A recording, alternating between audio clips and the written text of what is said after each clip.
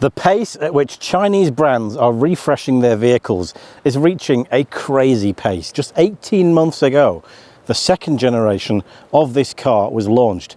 And now we've got a brand new, an all new third generation. This is Inside China Auto, and this is the NIO ES8.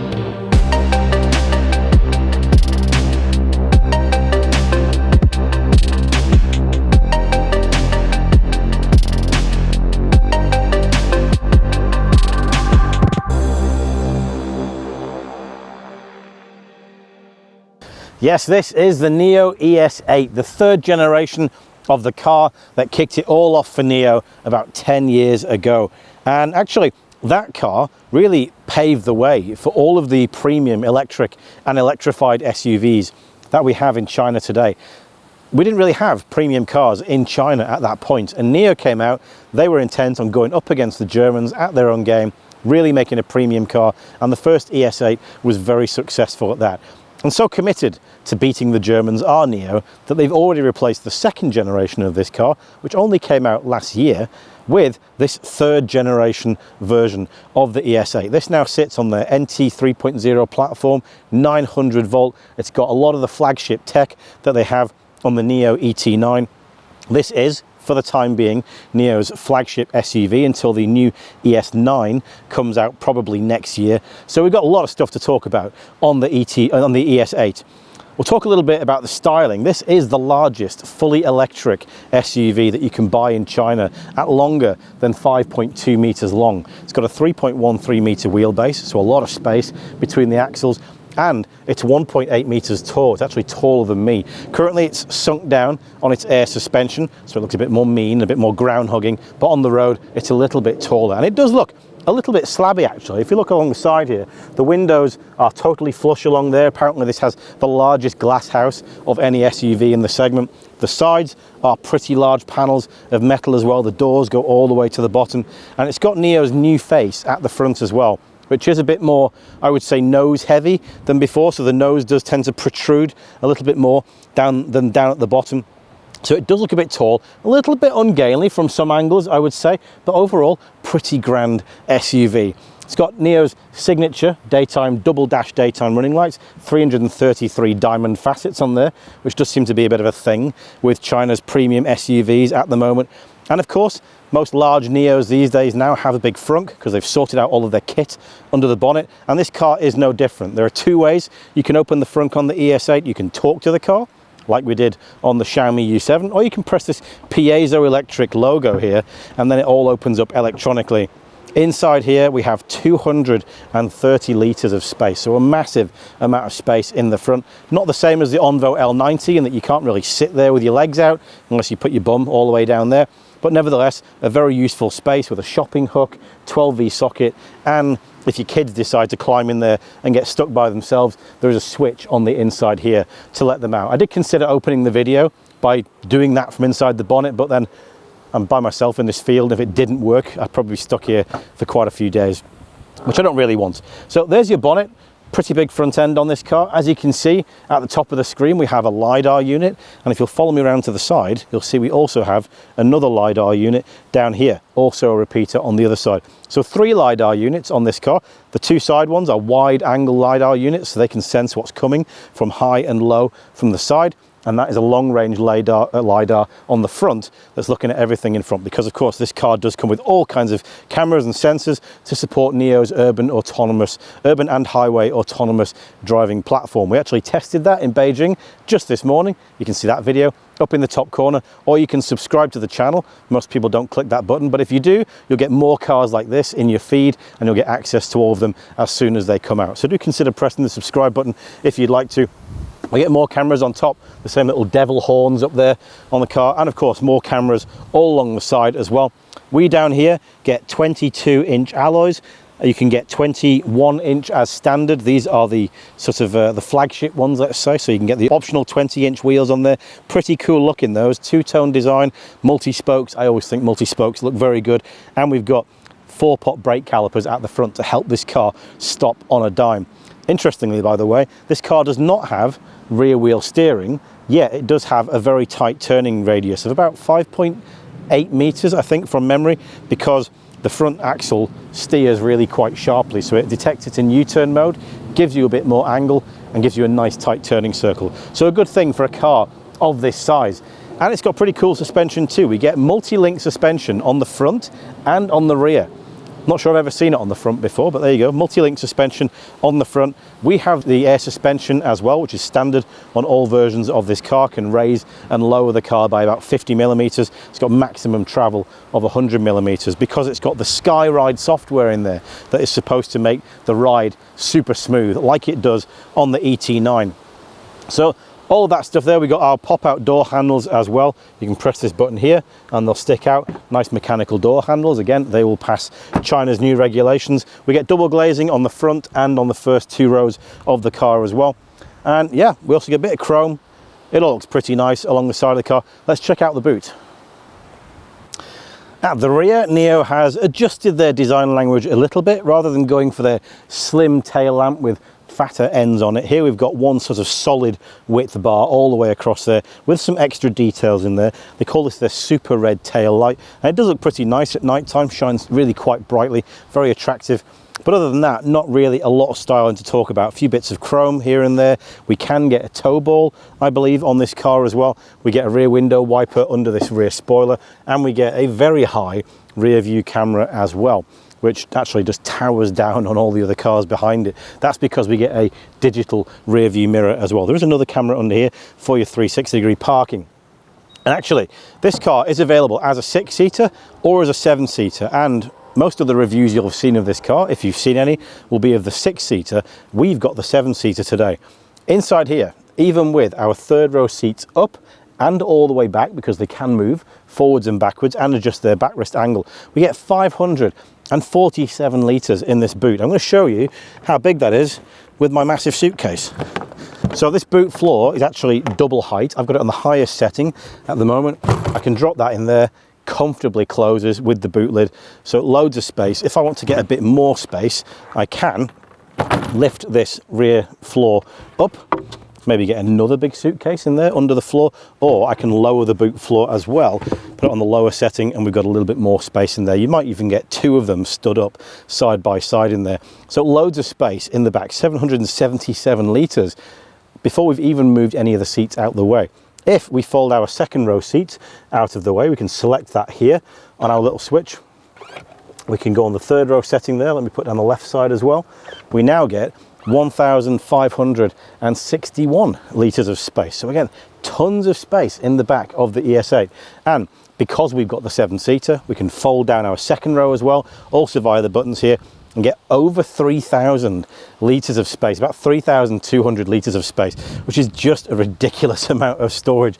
But hey, if you're taking a lot of stuff to the tip or whatever, you can do it in the back of the ES8. It's a very nice car. You might not want to put dirty stuff in here, but nevertheless, you can if you want to. We also get a little hook on the side there. We get our 12V socket, and we can lower our suspension via the button on the rear as well. So if this boot lip is a little bit too high for us, we can press that and lower it down. So yeah, it is a massive, very practical space, this NIO ES8. They've packed a lot of space in there for big trips, for big families. I think you can quite comfortably go across Europe in one of these cars. One thing I didn't mention earlier was that we also get, by the way, soft closed doors on this car, so you can shut that there and it sucks itself in nicely as well. So that's the outside, pretty grand car, but let's go and check out if they've made the interior quite as nice.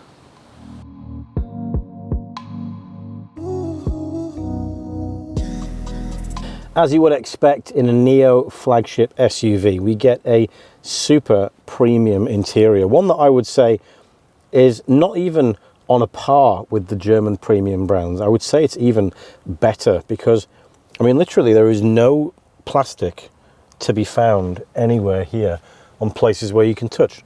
Literally the handles and this button here, that's pretty much it. That's the only plastic on the interior. Everything else is covered in sort of imitation leather on the dashboard. We get Nappa leather on our seats and our steering wheel. We get real wood here in the door and on the center console, which is lovely and premium, looks really good with the ambient lighting in the door. We get big metal grates on our speakers, which is exactly how I like them. Always a sign of a good premium sound system. More on that later. And we also get what they call a microfiber roof lining. I think this is the same microfiber that Xpeng uses, because it's not quite as towely as the microfiber that I'm used to. It's a bit weird to the touch, actually. It's at least softer than a normal headlining, but nevertheless it's not quite the ultra premium sort of towely microfiber. But nevertheless, lovely. Again, soft materials all over, lots of stitching. You get tons of stitching on these seats. I'm sure that I've heard some numbers like 22,000 stitches or something like that. So it does feel like a very premium interior, and this leather is really quite lovely on the seats. It does very much mimic, I would say, the NIO ET9 in terms of its sort of horizontal stature. So that's accentuated by the 48-inch horizon or skyline screen there across the back of the dashboard. But you'll see everything is kind of horizontal. It accentuates the width of the cabin, makes you feel like it's larger in here. That screen, by the way, is quite cool. We have this sort of touch user interface bar here in the middle. You can scroll up and down on that to change your settings on this screen. You can scroll up on that side to change those, see things like your suspension, bumpiness, for example. One thing I would say is the graphics here for the suspension height are actually obscured a bit by this screen in the middle. So it's not the optimal position in there, but nevertheless, a good look. It does look quite nice at night time, that screen. In the middle, of course, we have a 15.6-inch AMOLED screen, lovely and bright, runs on the Snapdragon 8295 processor and NIO's Sky operating system. I don't like this one quite as much as Li Auto's system, not quite as functional, not quite as natural to use, I would say. So you've got your car settings in here. This is all good, this is fine. You can find the things that you want in there, and then you can go back out onto your sort of 3D graphics and visualize what's around the car. Homepage takes you back to your maps, but the toolbar is the bit that I think is a bit lacking, I would say. You can adjust your temperature in there, and that opens up the fan speed menu as well, so you don't have to have a separate button on the toolbar for that. But then you don't get really any customizable slots for other things. You get a few things for seats here, but these three in the middle seem to be kind of locked in there. You can drag, let's see, can we drag any of these ones down? Let's drag calendar down. No, we only get 3 spaces on that docking toolbar there for our favourite apps. So that feels like a slight little bit of a miss, like we could maybe get a little bit more on there. There is space here and there for some more stuff. Anyway, so a reasonable screen there. You can obviously cast to that as well. You've got all your usual apps and things in there. So I'm not going to focus too much on the screen today. That, of course, is supported by Nomi. Up there on the dashboard, you can talk to Nomi. She'll support you with things in the car. Ask her to open your window or the sunshades, or she can do kind of chat GPT-like functions as well. Give you advice and tourist guides, all that kind of stuff, and she'll dance along to the music, and she'll talk to your kids if your kids want to have a chat with her as well. So that's a nice little feature. We also get a head-up display. I think it's 44 inches. I'll correct that on the screen if I'm wrong.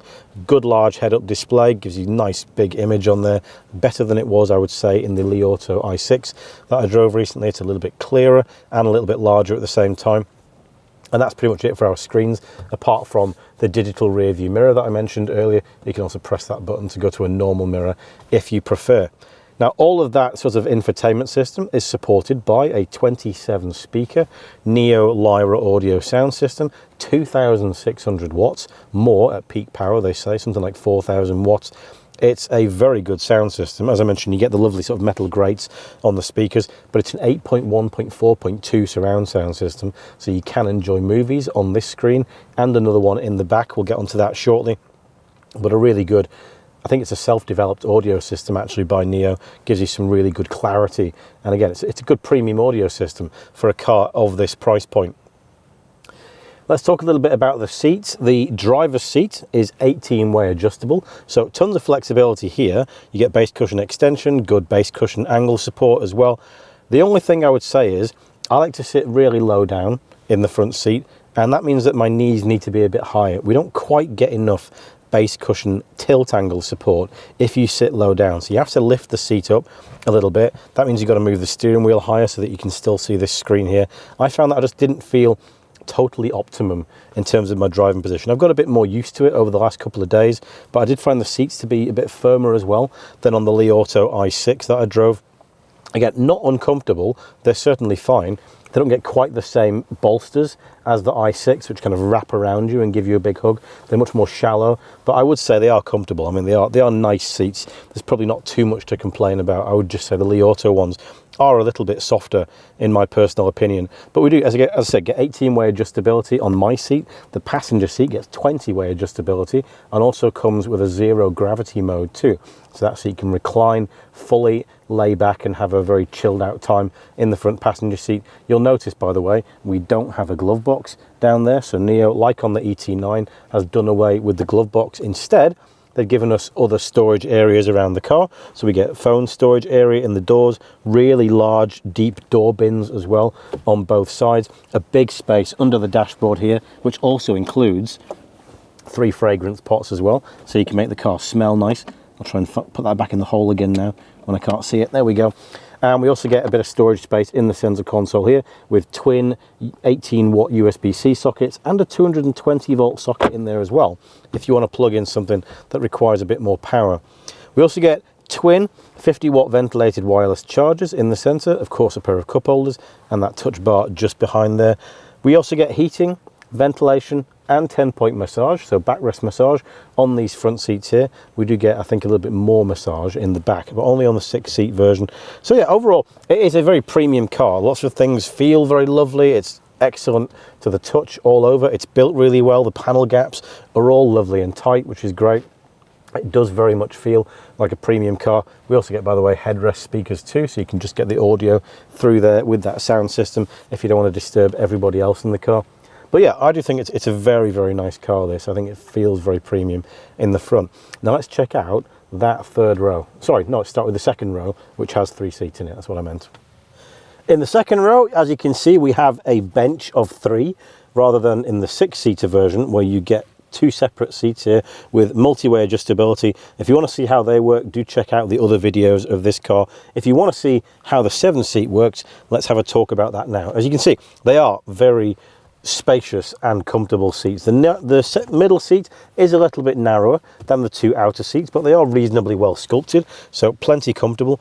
As ever, we do get heating, ventilation and 10-point massage in these 2 outer seats as well. Sadly not in the center seat, so they don't get looked after quite as well. We get controls on our door here so that we can adjust our backrest angle.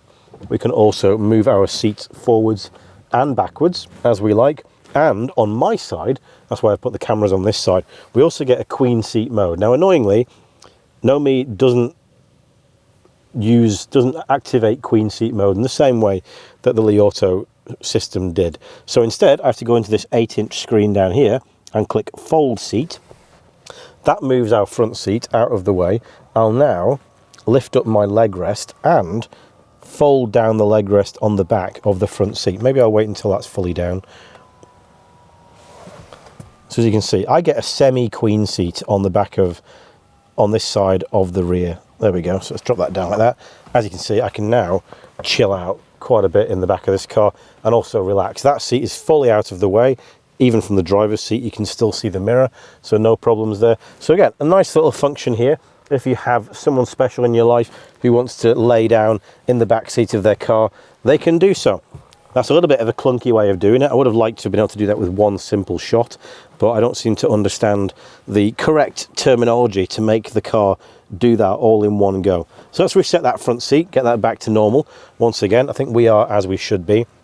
Now, when the seats are all in place, as they are now, there's plenty of room here. And I want to show you that because I want to show you how much room we can have in the third row. So there, absolutely loads of space for my feet underneath the front seat, plenty of knee room. I've got, you know, full hands width, if not more.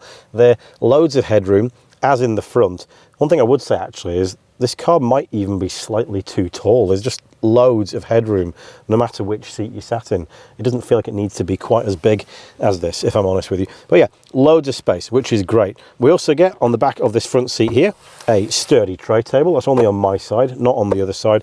And we also get Mag Plus connections, so we can magnetically attach features to the back of these front seats, such as tablets and things like that.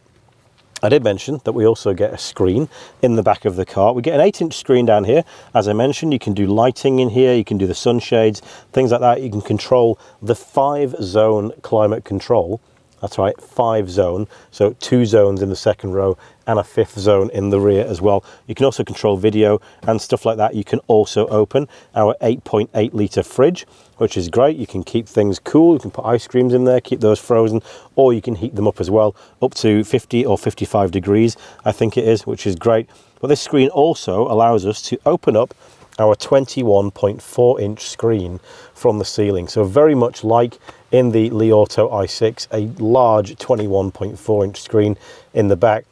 Loads of clarity on that. It's probably an AMOLED screen as well.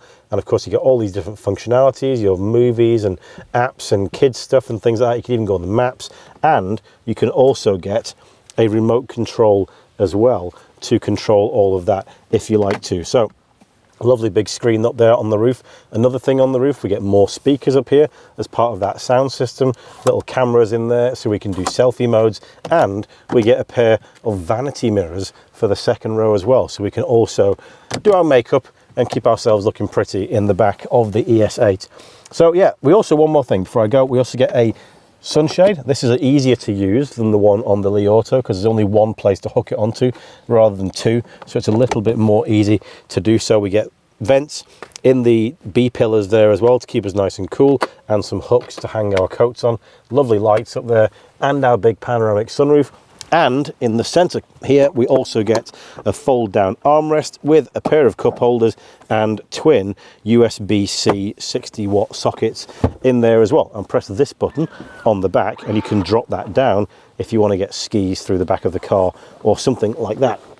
But now let me show you how to get into the third row of this car. First thing I'm going to do is climb over to this side and press the button on the back of the seat there.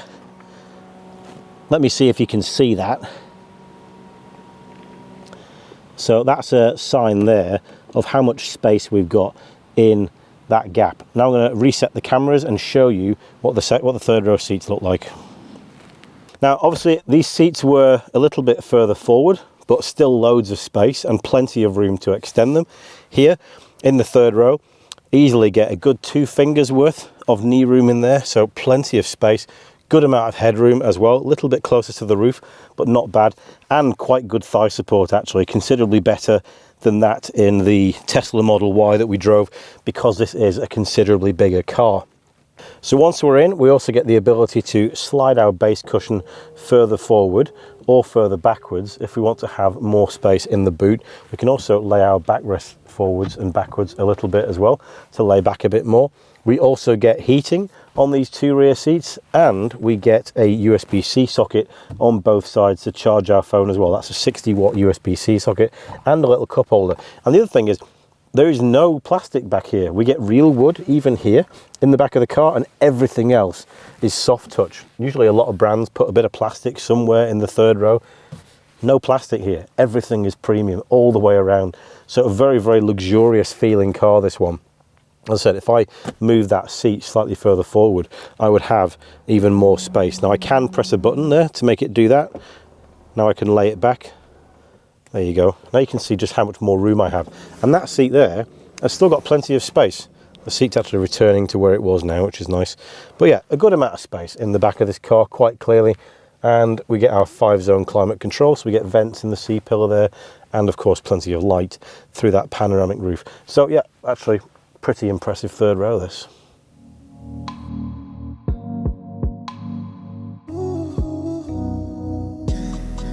Out on the road, it's fair to say that the ES8 it's a pretty nice car to drive. It's certainly got good ride quality, courtesy of that Skyride air suspension. It's not quite the same suspension as you'll get in the NIO ET9, so it doesn't do quite as good a job of taking out the bumps in the road. We do still get the same graphic on our horizon screen there, with the bumpiness and the sensors from the road and what the actual car is managing to achieve in terms of taking that bumpiness out of the ride. But I do find that it's a little bit firmer. It's firmer than the Magic Carpet air suspension on the Li Auto i6 that I drove a couple of days ago before this one. So I think the i6 is a better riding car. This one may be a little bit more dynamically sorted. The i6 was pretty good too. But I don't think this is a car that you're going to be hustling particularly fast. You can do. We've got plenty of power. We'll come onto that in a second. But it's, of course, it's a big, tall car. It's not made for going around corners quickly. You won't get a lot of feel through the steering. There's not a lot of precision. It does get a bit more precise if you adjust it and put it into sport mode on the system. You get a little bit more feel. It's definitely got a lot of heft to it. It's a really quite heavy steering. Even in comfort mode, you do feel like you're moving something quite significant when you're driving the car. So I don't think at any point it really gets to a kind of a very light and soft steering. I'm not sure. Maybe that's just the way that they've made it feel, because some people, I would say, associate light steering with a not particularly good quality car. So maybe they've made it slightly heavier to appeal to the guys who prefer the German cars as standard. Overall, though, it's a pretty nice experience. It's certainly very quiet when on the move. Lovely ambience inside this cabin. It's just not the most exciting steer. As I said, though, it is pretty powerful. So it will do 0 to 100 in 3.97 seconds, which is not bad for a car of this size. That comes courtesy of a 340 kilowatt motor on the rear axle and a 180 kilowatt motor on the front axle. All versions get the same drivetrain, 520 kilowatts in total, just under 700 horsepower and 700 newton meters of torque. It's, as I said, it is pretty quick. It's certainly faster than the i6, which is a bit less powerful, not quite as fast as the Zeekr 9X, which is quite a bit more powerful and has some additional motors and things. But I think it's about right. And NIO, as I've mentioned in our ET9 review, they don't really make cars intended to be, apart from the EP9, they don't make cars intended to be racing cars. They make cars intended to enjoy and be wafted along in and feel comfortable in. And I think the ES8 does a pretty good job of that overall. We only get one choice of battery in the ES8. It is the 102 kilowatt hour battery. I think it's from CATL. I believe it's an NMC battery. They haven't given us any details on how quickly it charges, but if this car has the same charging as the ET9, it's probably going to be 10 to 80% in about 12 to 18 minutes, something like that. Of course, it does come with battery swapping too. So you can go to a NIO battery swap station, drop that out, and within 3 minutes, you're back on your way with a 93% charged battery. And that leads us to, actually, before I get to the prices, let's talk about the energy efficiency. It should achieve 635 kilometers of range on the CLTC cycle and 16.7 kilowatt hours per 100 kilometers. If I go into the system here, we've been driving it since the last charge, 23 hours, 330 kilometers. We've been managing 18 kilowatt hours per 100 kilometers. So it's certainly not as efficient as the Li Auto. It's definitely not as aerodynamic a car, so you can understand that to some extent, and it is more powerful, but not too bad actually. Pretty close, I would say, to the claimed energy consumption of this car. Apologies, my nose is slightly running.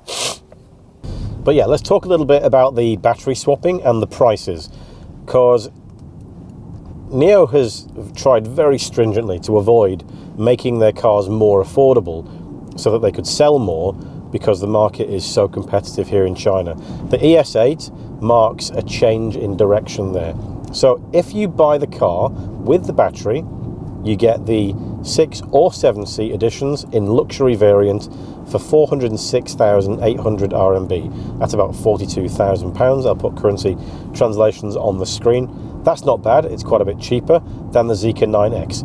However, if you choose to rent the battery, so you can do your battery swapping and stuff like that, you save 108,000 RMB, which means that the luxury version of this car now comes in at under 300,000 RMB, which is basically what has always been considered the maximum price for the flagship full-size saloons. So it's now under that magic 300,000 RMB threshold, about 31 to 32,000 pounds, which is an absolutely ridiculous price, frankly outrageous price on this car. You get so much stuff for that money. It's just crazy, the price. If you go for the executive variant of this car, which you can only get in 6-seater form, that one will cost you 446,800 RMB, and that one, of course, you can also do the battery rental on that too. If you opt to rent the battery, you will pay 1,128 RMB per month, so about £130, something like that. And that will take you about 90 to 92 months to make up the 108,000 RMB that you're saving by not owning the battery. That's about 6 to 7 years before that starts to catch up with you, which is pretty impressive. A lot of people will already have replaced their car with another one by that point. So I can only say the price is really very impressive on the ES8. What that will do for residual values, we'll have to see. It's a bold move by NIO, but it does seem to have worked because they do seem to be selling a lot of this car. Now, one final thing to mention in the driving section is the ADAS. If you choose to have the NOP ADAS, you will pay 680 RMB per month, so about 70 to 72 pounds per month. We have driven, as I mentioned, the ADAS system. We tested it in Beijing this morning. You can check out that video at the end of this one. Don't forget to subscribe. You can easily get all those videos more clearly in your feed. It did better than the Li Auto, albeit on a weekend rather than a weekday. Definitely still has some room for improvement, some interesting choices that it made, but do check it out. Check out the video. It's a good system. It's not quite as good as the ET9's system because we only get one Shenji NX9031 chip, whereas the ET9 gets two, so a bit more processing power on that side, about 2,000 tops. We get about 1,028. Nevertheless, it's pretty good. It's certainly, I think, better than it was when I drove it on the ET7 last year, but definitely not ready for going fully hands-free just yet. But overall, lovely car to drive this on the whole, and really exceptional value. So that's it for our review of the NIO ES8. Now, this is a pretty special car for NIO, this one. The ES8 obviously holds a big place in their heart, and honestly, it is a fantastic car. I personally don't like the looks so much. I think it's a little bit blocky for my liking, a little bit too upright, but as a car itself, it is excellent. Incredibly practical, tons of space, front and back. It's got a beautiful, incredibly well appointed interior, some very good tech in there, and just bags of space for as many people as you want. Whether you want the 6-seater version to be a little bit more luxurious, or the 7-seater because you've got a big family, I think you're going to get a very good car. And the big thing with the ES8 is the price.